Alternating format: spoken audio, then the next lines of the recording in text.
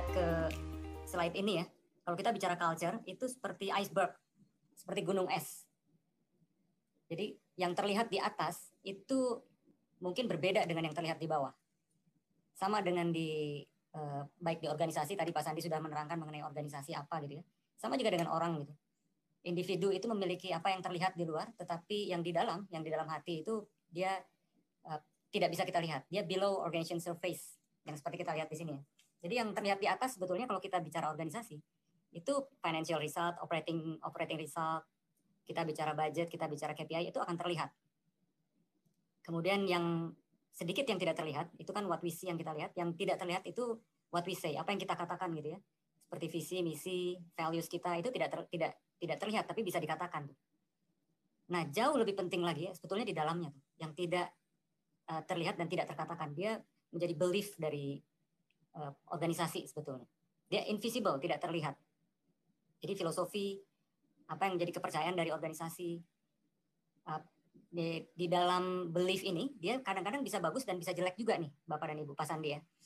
Jadi seperti contohnya internal competition, dia persaingan di dalam perusahaan itu kadang-kadang bisa menjadi baik, kadang-kadang bisa menjadi tidak baik juga nih.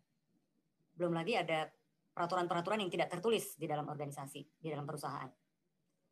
Saya pernah mengaudit suatu perusahaan juga yang di manage leadership-nya manage by fear gitu. Jadi dalam ketakutan gitu.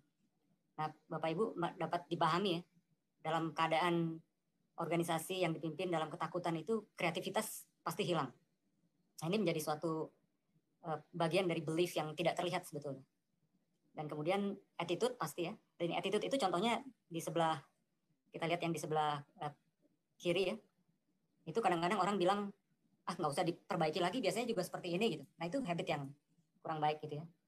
Ini nggak masalah nih, nggak usah dibenerin, biarin aja.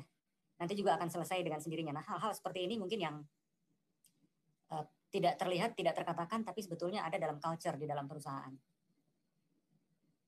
Dan di beberapa organisasi ada juga yang karena sudah di dalam comfort zone, itu mereka anti growth attitude. Jadi nggak usah deh, cukuplah segini aja gitu. Nah, jadi pentingnya si organisasi, culture dari organisasi itu karena dia ada di bawah tuh.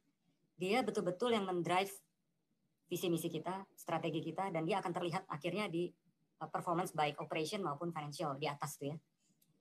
Di mana fungsi audit? Fungsi audit itu sebetulnya dari atas sampai ke bawah. Dari yang surface yang terlihat maupun below the surface. Jadi baik audit, controlling, dan semua fungsi-fungsi oversight, Bapak dan Ibu ya. Jadi kalau fungsi oversight itu termasuk BOC,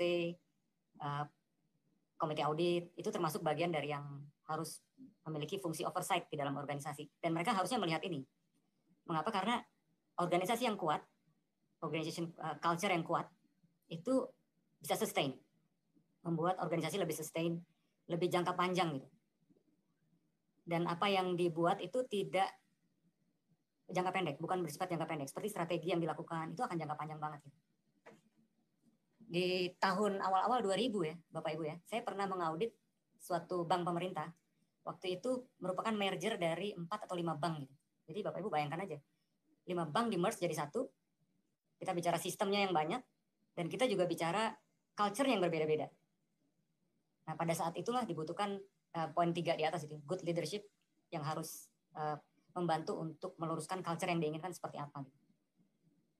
Jadi culture one thing, tapi ada good leadership yang harus diperlukan di satu saat.